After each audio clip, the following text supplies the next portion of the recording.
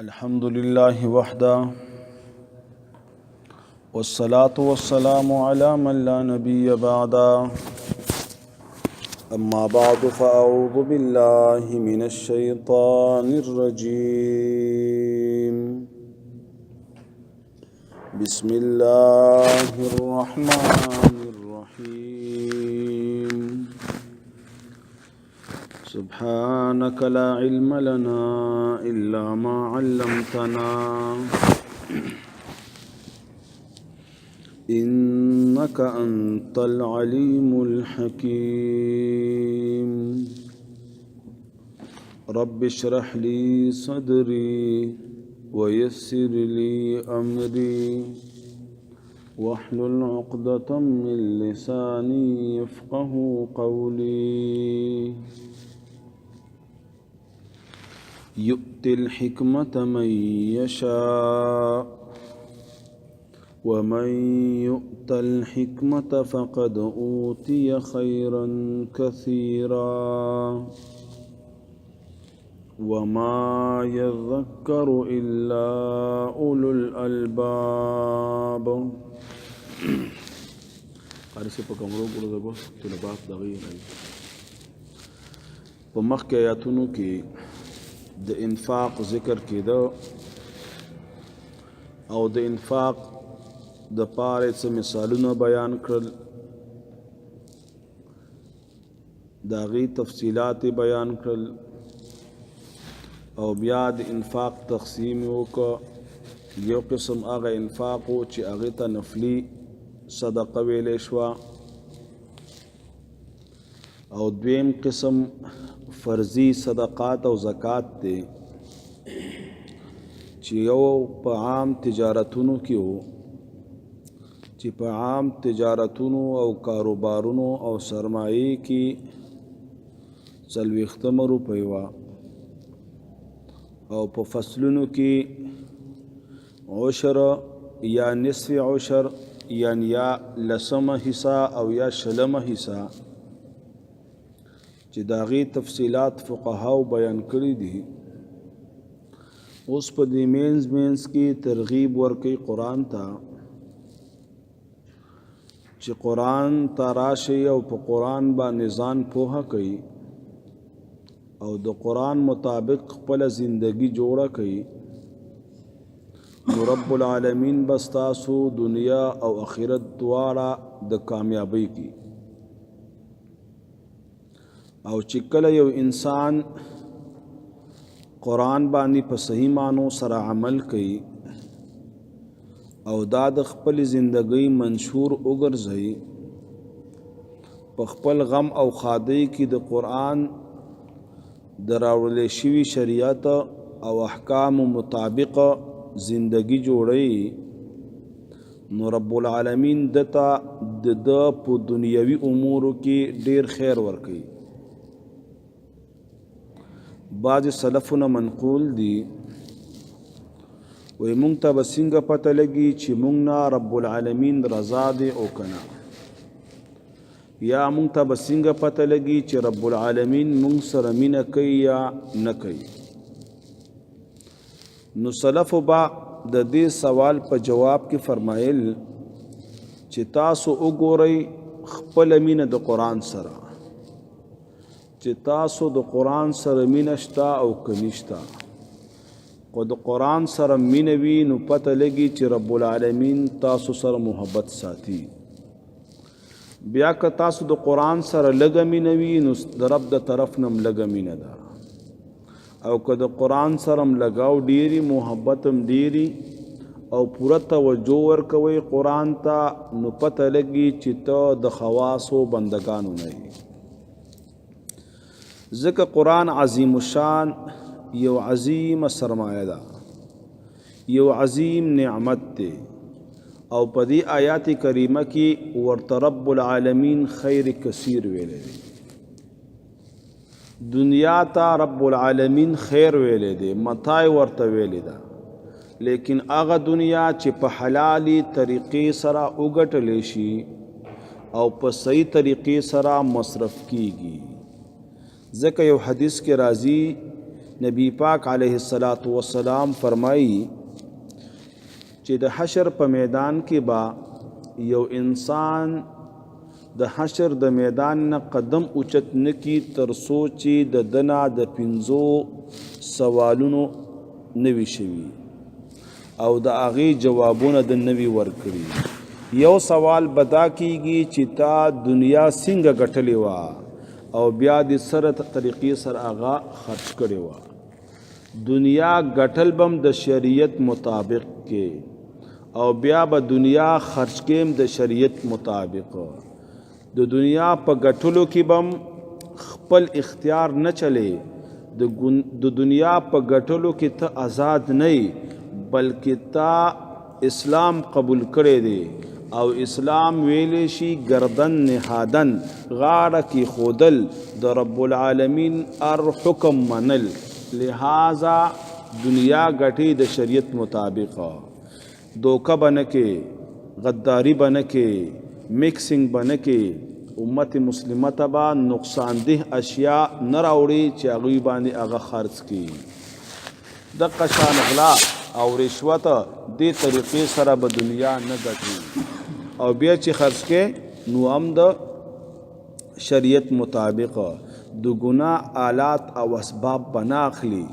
د ګناه د اشیاء د پاره به دنیا نه خرچ کې بلکې دواړو کې به ته د شریعت تابعداري کې او چې کله تا د شریعت تابعداري وکړه نو دا دنیا به ستا د پاره خیر دی. بل مقابل علم او د قرآن علم او د قرآن پوهه او سمجھ دیتا رب العالمین خیر کثیر ویلے دی. سورة یونس کی یو بل آیات کریمه دی تاسو ته براشي. رب العالمین فرمائی قل بفضل اللہ و برحمته. اے محبوب دی خلق ته اوایا چې په فضل د الله او په رحمت د الله. په فضل او رحمت کې ډیر توجیهات دي. مشهور توجیه دادا چې یو نه مراد قرآن دی او بل نه مراد سنت د نبی پاک دی. نو ورته ویا رب العالمین فرمایي چې په فضل د الله چې قرآن دی او په رحمت د الله چې سنت نبوي دی په کار د چې دا خلق خوشاله شي. قل بفضل الله وبرحمته فبذلك فليفرحوا. ډیر په تاکیدی الفاظ سره رب العالمین دا کلمات فرمایي. هو خیر مما یجمعون. ورپسې جمله کې رب العالمین فرمایي دا علم د قرآن او د قرآن پوهه او سمجھ او دې ته کېناستل دا ډېر بهتر دي د هغې اشیاونه چې دا خلک ځان ته را جمع کوي. خلک د دنیا اسباب جمع کوي، د دنیا متاع او د فیدې سامانونه را جمع کوي،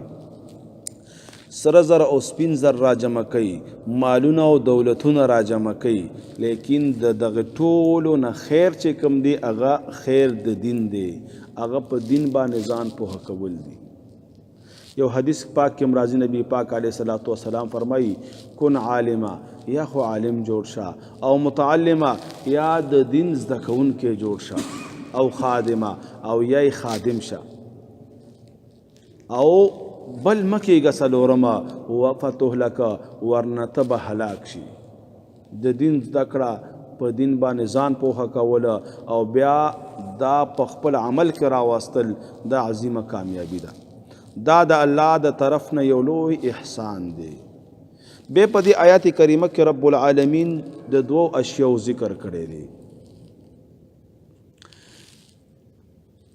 یؤتی الحکمة من یشاء ومن یؤت الحکمة فقد اوتی خیرا کثیرا. حکمت څه ته ویلی شي او ورسره رب العالمین دا فرمایي چاته چې دا حکمت ورکړی شو نو دا دتا یو خیر کثیر ورکړی شو. د حکمت مفسرینو غنی معناګانې کړي دي. امام قرطبی فرمایي د حکمت نه مراد دیزی کی پوهه د قرآن او د سنت ده او هغه به یو قول کوي امام قرطبی څوک چې په قرآن باندې پوهه شو دتا د مخکنو کتابونو علم هم حاصل شو. څومره چې آسماني کتابونه دي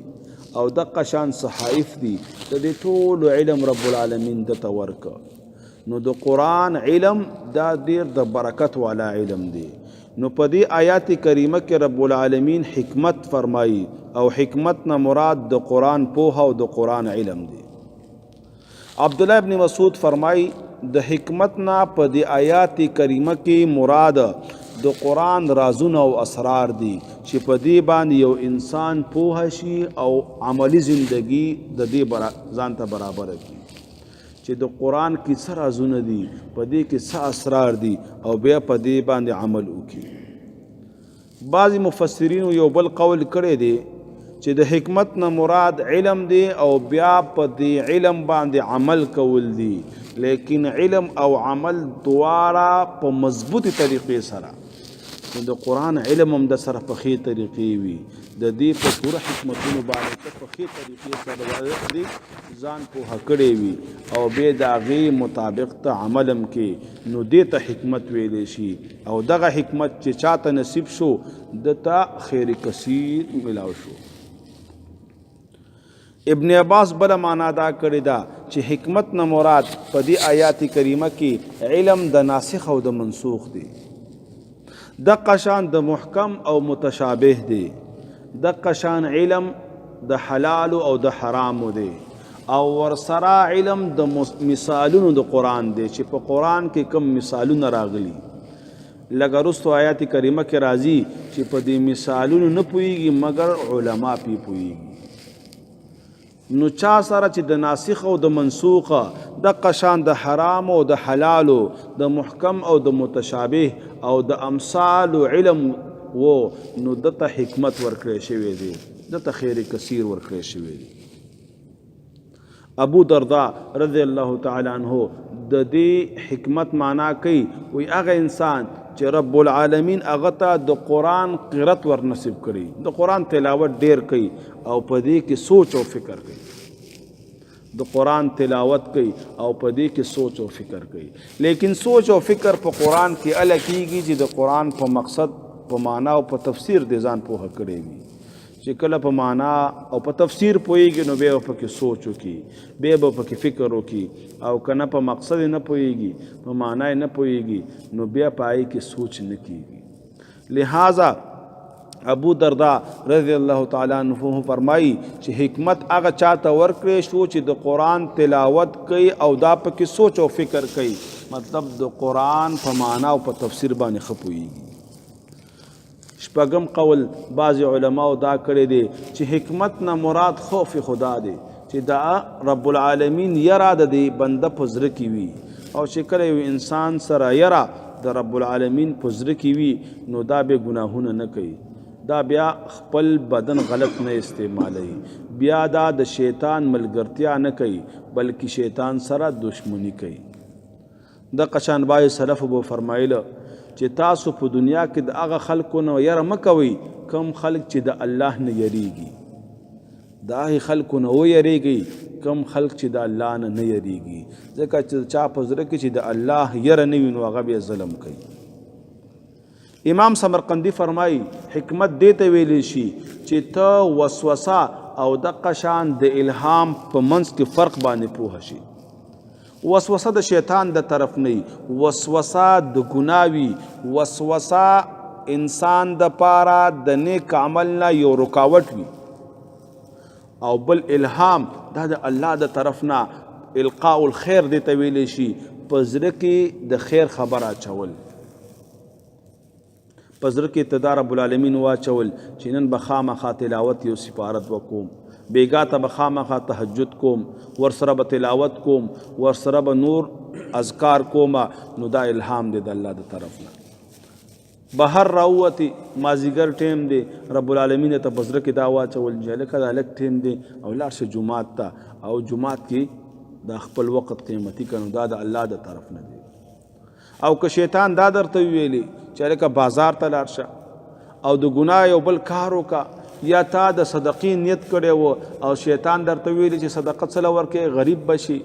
مال به دې ضایع شي او دا به وشي او دا، نو پته لګي چې دا وسوسه ده. نو امام سمرقندی فرمایي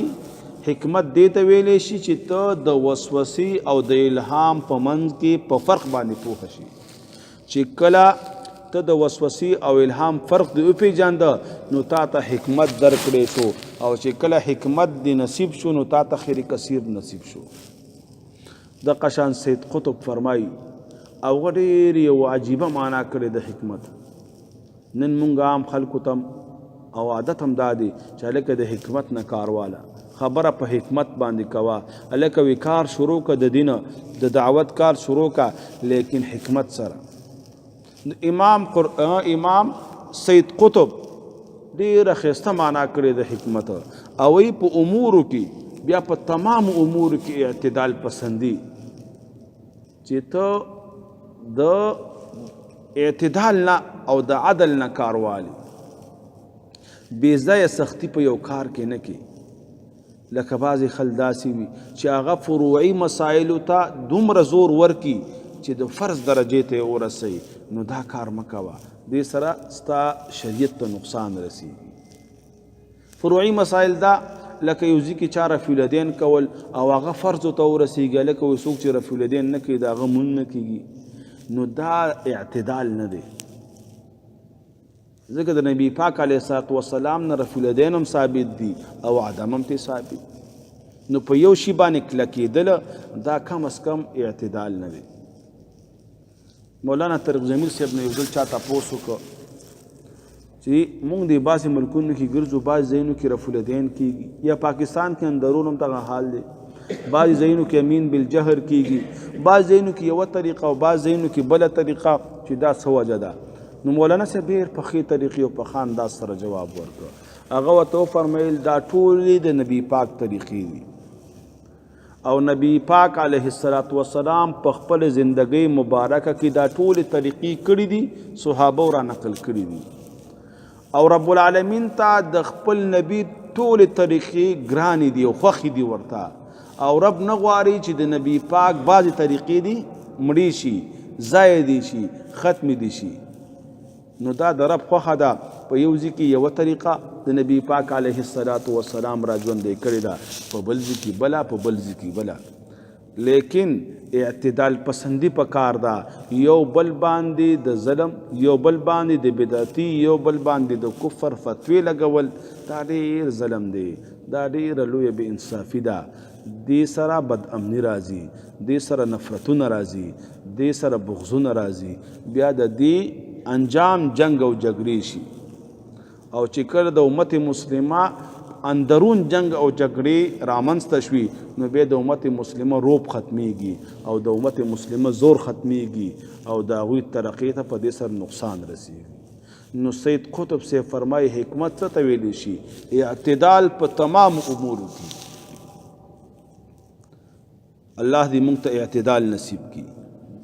او دویمه خبر هغه دا کوي چې نظر کول دي نتیجې ته، انجام ته. زه دا کار کوم او دا کار شروع کوم چې د دې انجام به ښه وي او که بد وي. په ښې طریقې سره کار کول، که د دین طریقه وي، که د دین کار وي، او بیا که د دین هره شعبه وي، که یو سړی دعوت تبلیغ کار کوي، که یو سړی مدرسه چلی، که یو سړی درس و تدریس کوي، که یو سړی په یو ځای کې امامت کوي، خطابت کوي، دې ټولو کې به اعتدال چلی او ورسره به انجام ته ګوري. که ته بې ځایه سختي کې، بې ځایه نفرتونه پهلاووې، نو نتیجه به یې دا شي چې تا نه به غزې پاتې شي، هلته به جنګ جګړه جوړه شي او هغې ځای نه به مجبوره شي چې تا به خلک څه کړي، تا به وشړي. نو تا نقصان وکړه که فایده دې وکړه. که ته عالمي او که ته خطیبي او ته درس قرآن کې، ته کوشش دا وکړه چې خلک را طلب کړي، خلک را جلب کړي، خل را کاږي، خلک د ګناهونو نه بچ کړي، د غیبتونو نه بچ کړي، د حسد او بهتان نه بچ کړي، د فساد او د ګناهونو نه بچ کړي، هغوی ته ترغیب ورکړي، د هغوی د بچو اصلاح وکړي، د هغوی د کشرانو اصلاح وکړي، د هغوی مشرانو ته د وعظ او نصیحت او د سمج او د پوهې خبرې وکړي چې د هغوی اخرت ټیک شي. او که داسې نه ته بې ځایه سختي کې، نو بیا د دې نه نقصان جوړېږي. زمونږ حاجي صاحب دی دلته، الله دې ژوندی لري، جدون صاحب، هغه یو ځل خبره کوله او یو ځل د چا ملاقات ته مدرسې ته لاړم. وایي زه چې لاړم نو هغه د مدرسې چې کوم مولانا صاحب و، وایي د هغه نه هم یو څو رکعته شوي او زما نه هم شوي، او وایي زه دریم صف کې ولاړو او هغه راپسې څلورم صف کې ولاړو وی هغه چې مونځ خلاص کړ نو خوا کې ورسره یو بل کس ناست وی هغه ته ډېر په سختۍ لګېدی چې دا د رفیع الدین ولې ونه کړ او زه په دې مونځ کې اوس په ځان نه پوهېږم او زه د هغې ملاقات ته م راغلی مېلمه مو چې سلام مې واره ورته مې ویلې چې مولانا صاحب لاړ شه بازار ته او یو کس راوله چې مونځ نه کوي بېخیر دی ته ورته رفیع الدین وښیه تا اوس په مینه محبت جومات ته راغلی او هغه رفیع الدین نه پېژني څه د مونځ نه متنفره کې ده ته نور مزید خبرې وکړه دا مونځ ترېنه واوروه چې ده کوم مونځ وکړو چې دې کې خو به څه خطا نه وي ده ته کلمه ورځي که نه ورځي دا د غسل په طریقې او د اودس په طریقې باندې پوهېږي که نه پوهېږي د ده عقیده او اعمال نور درست دي که درست نه دي دا خبره یاد ساتئ که د یو سړي عقیده خرابوي هغه باباګانو ته آواز کوي د یو سړي عقیده خرابوي هغه غیر الله ته آواز کوي بچی او غواګانې د باباګانو نه غواړي که دا رفیع الدین وکړي که ونه کړي د ده انجام تباه او برباد دی بل طرف ته یو سړي عقیده درسته ده رب العالمین خالق منی رازق منی او هغه په ټولو امورو کې متصرف منی شرک ورسره نه کوي نبی پاک علیه السلام متبع دی که د رفیع الدین وکړل که ونه کړل دا به جنت ته ځي که د امین بالجهر وویلې که ونه ویلې دا به ځي ګوره یو فرض منځي یو فرض شی وي یو مستحب او نفل وي لہذا په دې کې دومره ور کوزېدله او دومره سختی کوله چې د انسان نه بیا فرهیز هم پاتې شي او ډیرو کلو کې به تاسو هم کتلی وي بیا موږ سره په متنو کې هم دغه شان یو جومات دی چې هغه ډېر تیز دی نو دا لسم کال دی چې هغوی جومات جوړ کړی او د لسو کسان نه پکې زیات نه شول نو دا څه فایده وشوه دی خیر ورسېده د امت مسلمه بچو ته د قرآن ورزده کړه د هغوی ذهنونه دې برابر کړل څه دې وکړل ایسم دې ونه کړل الټه خلک دنه نفرت کوي الټه ستا درس ته خلق نه کینی الټه ستا خبره څوک نه مني دا خو هغه دین نه دی چې نبی پاک علیه الصلاۃ والسلام راوړی نبی علیه السلام به مشرک ته ورته ابو جهل چې د وخت فرعون دی هغه ته به ورته یهودو ته به ورته نصارو ته به ورته هر چا ته به خپل دعوت پیش کاوه او خبره به یې څه وه چې تاسو دا کلمه ووایئ چې کامیاب شئ او موږ د کلمې والا د خپل ځان نه جدا کوو نو دا ډېره د نقصان خبره ده نو سید قطب صاحب وایي په تمامو امورو کې اعتدال پسندي او په نتیجې باندې سوچ او فکر کول خلق دین ته راوله خلق په دین کې را داخل کا خلقو ته دین وښیه د دین فضیلت ورته بیان کا مشران دي خپل بچي و مدارسو کې داخل کی د هغوی نه به علما جوړ شي د هغوی نه به قاریان جوړ شي د هغوی نه به خطیبان جوړ شي هغوی نه به د دین غټې غټې ستنې جوړې شي دا څومره د فایدې خبره شوه دا څومره ګټه تا وکړه او دا څومره ګټه خاندان وکړه په کوم خاندان کې چې قرآن والا عالم پیدا شو نو سید قطب سے فرمای اعتدال او هر شي نتیجې ته کتله او هر کار د موقع او د محل مناسب کول اره خبره د موقع او د محل مناسب کول او په کار کې مشوره کول عقلمندۍ او بصیرت سره کول او یو کار چې کې ډیر سوچ او ډیر فکر نه پس کول نو ډیره جامع معنا سید قطب کړی د حکمت د حکمت نه کار اخیستل پکار دی او حکمت دې ته ویلی شي یؤتی الحکمت من یشاء ورکی پوهه د قرآن او د دین من یشاء هغه چاته چې وغواړي رب العزت ومن یؤت الحکمت او چاله چې ورکړی شوه پوهه د دین او د قرآن فقد اوتی خیرا کثیرا نو یقینا هغه له ورکړی شو ډېر خیر خیرا دا تنوین د تنکیر د پاره دی او تنکیر نه مراد دلته تعظیم دی چې عظیم خیر ورکړی شو ډېر لوی خیر ورکړی شو چې حکمت نه کار والی او د سید قطب په دغه معنا باندې ځان پوي کی وما يذكر الا اولو الالباب او نصیحت ناخلی نصیحت نه قبلی د قرآن د آیاتونو نام مگر د صفا او خالص عقل خاوندان الباب دا د لب جمع ده لب هغه خالص عقل ته ویلی شي صفا سترا عقل ته ویلی شي نو قرآن باندې خالص عقل والا پوهیږي خالص سمجھ والا په دې باندې پوهیږي وما انفقتم من نفقا او نظرتم من نظر فإن الله يعلمه وما للظالمین من انصار. په دې آیات کریمه کې رب العالمین بیا د انفاق ذکر کوي او بیا په انفاق کې دو مسلې بیانوي. یو تویلی شي نفقه صدقه ورکوله او دویم تویلی شي نظر او منقه. د انفاق او د صدقې تفصیلی بیان مخکې وشو او د هغې وضاحت دپاره رب العالمین څلور مثالونه راوړله او د قرآن او د سنت مطابق تاسو پوه شوئ په هغې باندې او ډېر احادیث هم د هغې په تفصیل کې بیان کړ. نن مختصره خبره د نظر باره کې کوو چې نظر څه ته ویلی شي. نظر هغه عبادت دی چې په تا باندې ابتداءً واجب نه و، تا باندې ابتداءً فرض نه و، تا پخپلا پخپل ځان باندې فرض کړ او لازم دی کړ. بیا یو نظر مطلق دی، یو نظر معلق دی. نظر مطلق دی ته وایي چې هسې تا نظر ومانه چې زما د نظر وي چې زه به یو دیګ خیرات کوم، زه به 15 ورځې روژه نیسم، زه به 4 رکعاته نفل منځ کوم، زه به اعتکاف کوم یو 2 ورځې. دقه شان دیتا نظر مطلق وي. او صحابه نظر د جاهلیت والم په اسلام کې پورا کړی دی. یو ځل عمر فاروق رضی الله تعالی عنہ او فرمایل، د بخاری حدیث دی چې ما یو نظر منلی په جاهلیت کې چې زه به په حرم شریف کې یو ورځ او یو شپه اعتکاف کوم. نبی پاک علیه الصلاۃ والسلام ته فرمایل چې خپل نظر دی پورا کا. یو بل حدیث کې راځي د صحیحینو حدیث دی، نبی پاک علیه الصلاۃ والسلام فرمایي چې د قیامت د علامونه یو علامه دام ده ينظرون ولا يوفون. نظر خو بسړی کوي لیکن وفا به پې نه کوي، نظرونه به مني لیکن پوره کوي به نه. دا د قیامت د علامونه یو علامه ده. دویم قسم هغه نظر معلق دی. یو شی پوری نظر تړل. د دې مثال داسې دی لکه ته وې چې زما دا فلانکې کار وشو نو زه به دومره صدقه ورکوم، دومره اعتکاف به کوم، دومره روجې به زه نیسم.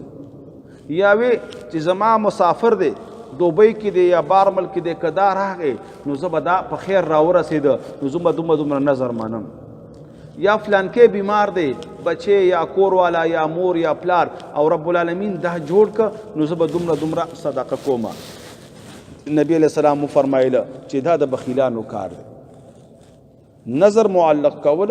دا د بخیلانو کار دی. او د صحیحینو حدیث دی نبی پاک علیہ الصلوۃ والسلام فرمایي لا تنظروا فإن النظر لا يغني من القدر شيئا. وی نظرونه مه معلق کوئ، نظرونه مه تړئ، ځکه نظر د تقدیر نه څه شی دفع کولی نشي. لیکن دومره دا وانما یستخرج به من البخیل، په دې باندې د بخیل نه مال راویستلی شي، د هغه نه صدقه کولی شي. او تاسو ته ما حدیث پاک ویلی چې دغه نظر معلق دا کار د بخیلانو دی. او دا یو قسم الله سره شرط لګول دی چې الله که دا فلانکې کار دی زما وکړه نو زه به دومره صدقه وکړم. نو دې نه من راغلی چې تاسې مه کوه، شرطونه مه لګوه رب العالمین سره. هر وخت کې اعتکاف کې کوه، هر وخت کې نفلونه کې ډیر کوه، هر وخت کې صدقې ورکوه. که څوک روغ شوي او که څوک نی روغ شوي، که څوک سفر نه راغلی وي او که نی راغلی، ته صدقاتو ته محتاج یي، ته نیکو اعمالو ته محتاج یي. دا د یو شي پورې معلق کوه ما. دقه شان دا نظر بیا په خپله په 2 قسمه دی. یو ته نظر د ګناه وي چې یو انسان د ګناه نظر ومانه چې زه به د فلانکې ګناه کوم، سینما ته به ځم یا به سینما جوړوم یا به زه ټي وي اخلم، نو دا نظر حرام دی او دا پوره کول هم حرام دی. یو نظر د نیک کار دی نو بیا هغه پوره کول په تا باندې واجب دی چې یو ځل دی نظر ومانه او منښت دې وکړه. او که چرته تا نظر مات که، لکه تا نظر منلی که دا فلانکې زما بچی یا زما رور یا زما والد سے بیمار دی او ټیک شي زه به 1 میاشت روژه نیسم، هغه ټیک شو او تا روژه ونه نیوله نو تا باندې بیا کفاره د قسم ده او کفاره د قسم درې اشیاو کې اختیار دی یا خو به لس ورځې روژې نیسي او یا به لس مسکینانو ته خوراک ورکې او کسوتهم یا به جامې ورکې او یا غلام آزادول دي لیکن علماء فرمایي چې کله یو انسان داسې نظر ومانه چې هغې کې نه عبادت شته او نه تعظیم شته نو دا به نه پوره کوي بلکې د هغې به کفاره ورکوي لکه یو سړي دا نظر ومانه که دا فلان کې کار مې وشو نو زه به 15 ګنټې نور ته کښېنم نو نور ته کښېناستل دا عبادت نه دی او نه دی کې د رب العالمین تعظیم شته او هلکه وي که دا فلان کې کار مې وشو زه به 1 ګنټه منډه وهم نو دا هم نه پکې تعظیم شته او نه عبادت دی لہذا د دې به ته کفاره ورکړي وما انفقتم من نفقة او هغه چې تاسو خرج کوئ من نفقة د څه خرچینا او نظرتم یا منښت او نظر کوئ من نظر څه منښت فإن الله نو بس یقینا الله رب العزت یعلمه پوهه دی په هغې باندې که تاسو نفقه ورکړي او یا نظر منلی وي رب العالمین په هغې باندې پوهه دی بدله به ضرور درکوي وما للظالمین من انصار او نشته ظالمانو لره څوک امدادي د ظالم سړي څوک مددگار نشته د ظالم سړي څوک معاون نشته ظالم سړی رب العالمین نه څوک بچ کولی نشي دلته رب العالمین د دې آیات کریمه په آخره کې نفي وکړه چې د ظالم مددگار نشته نو مفسرین لیکي چې دا ظالم څوک دی نو د دې ډېر مصداقات امام ابن کثیر د قشان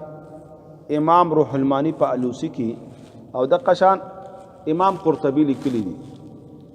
وما للظالمین من انصار امام ابن کثیر لیکي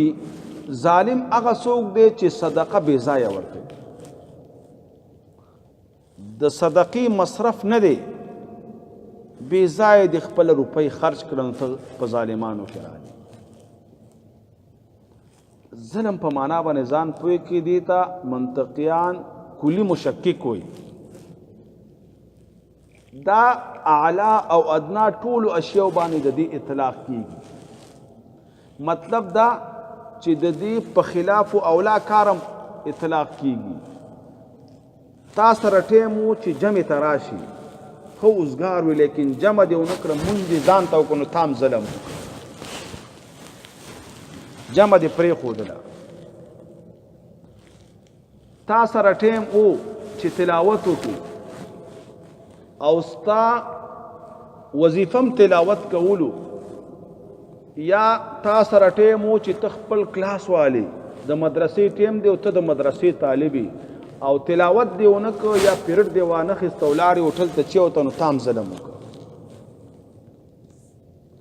او بل د ظلم اعلی درجه ده چې هغه شرک او کفر ته ویلی شي لکه په صورت لقمان کې راځي په نصیحت د لقمان حکیم کې ان الشرک لظلم عظیم نو ظلم نه مراد دیږي کې هغه کس دی چې هغه صدقه ورکړه لیکن بې ځایه ورکړه هغه محل مناسب نه او ته پکې صدقه ورکړه نو دم ظلم وکړه لہذا تثبیتا من انفسکم کې یو معنا مونږ دا کړې وه تحقیقا چې صدقه ورکې نو ته به پکې تفتیش کې تلاش پکې چې دا صدقه زه کوم ځای کې ورکوم دا ځای د دې مصرف دی او که نه او دا انسان محتاج دی او که نه ما ته به رب په دې باندې څه اجر راکړي او که نه دویمه معنا بعضې مفسرینو دا کړې ده وما للظالمین من انصار ظالم نه مراد دیږي کې هغه صدقه ورکوي خو د حرام مال نه ورکوي هر هغه بنده چې صدقه ورکوي د حرام مال نه ورکوي نو دام ظالم دی درېیمه معنا ابن کثیر لیکي هغه کس ظالم دی چې صدقه ورکوي او د ریا دپاره یې ورکوي څلورمه معنا امام ابن کثیر دالی کی چې صدقه ورکوي او هغې پسې من او اذا کوي، زبادنې کوي، احسانات مناوي او هغه ته تکلیف ورکوي. صدقې ورکړې ده او بیا ترې خپل خدمتونه اخلي. پنځمه معنا بعضې مفسرون دا لیکلي چې دې له ظالم نه مراد هر هغه تاجر دی چې په تجارت کې دوکه کوي، په تجارت کې سود کوي، تجارت د مضر صحت اشیاء کوي، د قشان تجارت کی ملاوٹ کئی او بیا داوی چی زب صدقه ورکم او په صدقی بما رب العالمین او بخی او یا نن بازی وی چی زب آخره کی حج یا عمره تلار شم او دا گناه براتا پدی معاف شي، نو دام لوی ظالم دی او دام د دې آیات لاندې داخل دی. شپږم معنا بعضی مفسرین دا کوي چې ظالم هغه کس دی چې نظر یې ومانو بې پوره نه کړ. لکه تاسو ته ما ویلي د بخاري شریف حدیث دی چې د قیامت د علامونه یو علامه دا ده چې یو انسان نظر به ډېر مني لیکن بې پوره کوي نه. او بعضې وایي چې یو انسان خو نظر مني لیکن د غیر الله په نوم باندې مني. هلکه وایي دا فلانکې کار مې وشو نو یو ګډ به فلانکي بابا ته وړم، کاکا صاحب ته به وړم یا دیدي ته به وړم، ولته به یې د هغه په نوم باندې حلالوم. نو ده خو الله سره بل برابر که، نظر یې وکړه د غیر الله په نوم باندې، ده خو ځان خراب که، ده خو خپل عقیده تباه کړه، نو دا لوی ظالم دی. یا یو انسان دی خپل مال د ګناه په کارونو کې لګوي، صدقه خو څه نه ورکوي چې د ګناه اسباب اخلي، تیوی او ایسیار اخلي یا په واده کې ډنګه ډونګه کوي، نو دا هم لوی ظالم دی. اوم نمبر بعض مفسرین دا خبرې لیکلي چې ظالم هغه کس دی چې یو ځای کې د انفاق ضرورت دی، د صدقې ورکولو ضرورت دی، یو سړی محتاج دی، فقیر دی، کونډه ده او یتیم دی او دا صدقه نه ورکوي او د سره شتم، نو دا هم ظالم دی. نو ټول نو دا خبره معلومه شوه که یو انسان سخاوت کوي، صدقه ورکوي او دا د حلال مال نه ورکوي او په ښه صحیح کی او په ښه مصرف کی دا مصرفی او ریا نه کوي او دقه شان من او اذا نه کوي او که تجارت کی کړي په هغې کې دوکا او سود نه کوي، مضر صحت اشیاء نه خرڅوي او دقه شان نظر د غیر الله په نوم باندې نه کوي یا نظر کوي او بې پوره کوي نه، داسې نه کوي، نو دې سړي سره به د الله امداد وي. مد مقابل چې څوک دا گناهونه کوي هغه د ظالمانو نه دی او ظالم سره د الله امداد نشته، لہذا څوک چې صدقه ورکوي نو دا د الله د ملګرو نه دی او رب العالمین خپلو ملګرو سره تعاون او امداد کوي. بس دی بیا یؤتی الحکمت من یشاء، ورکی پوهه د دین او د قرآن من یشاء چاته چې وغواړي او خوښی شي، ومن یؤت الحکمت او چاله چې ورکړی شو پوهه د دین پوهه د قرآن فقد اوتی خیرا کثیرا، نو یقینا هغه لره ډېر خیر ورکړی شو. وما یذکر او نصیحت ناخلی د دغه قرآن نا، نصیحت نه قبلوي د دغه آیاتونو نا الا اولو الالباب مگر د صفا او خالص عقل والا. وما انفقتم او هغه چې تاسو خرج کوئ من نفقة د څه خرچي او نفقینا، او نظرتم یا منخت او نظر کوئ من نظرین د څه منختنا،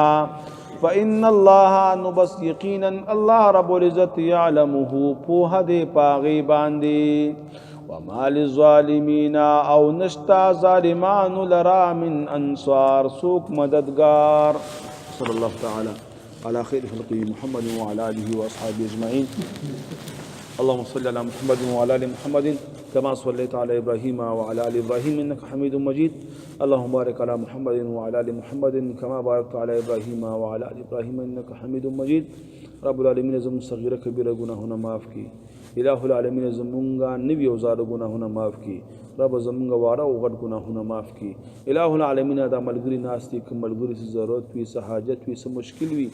یا څه په قرض کې ګیر وي الہ العالمین د ټولو حاجتونو او مشکلاتو باندې تا پوهی د دوی په زړونو باندې عالمي علیم بذات الصدور الہ العالمین د ټولو ملګرو حاجتونه مشکلات د خپلو غیبي خزانونو پوره کړي رب العالمین که ملګری بیمار وي کور کې څه بیماری وي الہ العالمین ټولو ته شفای کامله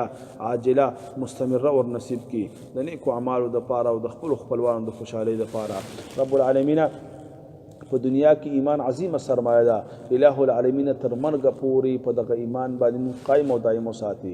رب العالمین چې کله مرګ راځي مونږ ته مرګ د ایمان سره نصیب کړي رب العالمین خاتمه زمونږ په ایمان باندې کړي رب العالمین د مرګ نه مخکې مونږ ته داسې توبه نصیب کړي چې زمونږ ټول ګناهونه معاف کړي الہ العالمین مونږ ته مرګ په داسې وخت کې راولي چې رب العالمین ته رانه رضایي او ستا رسول رانه رضایي رب العالمین مونږ ته مرګ په داسې وخت کې راولي چې زمونږ باره کې د جنت فیصله شوي وي رب العالمین داسې حالاتونه مونږ وساتي او داسې اعمال او اخلاقونه مونږ بچ وساتي چې ته پې خفه کېږي او ستا رسول پې خفه کېږي الہ العالمین چې کله مرګ راځي مرګ د ایمان سره مونږ ته نصیب کړي رب العالمین چې کله مرګ راځي مرګ د شهادت مونږ ته نصیب کړي رب العالمین خاتمه په ایمان زمونږ نصیب کړي او چې کله مرګ راځي د عظیمه کلمه زمونږ ته نصیب کړي چې لا اله الا الله محمد رسول الله وصلی الله تعالی علی محمد وعلى اله وصحبه اجمعین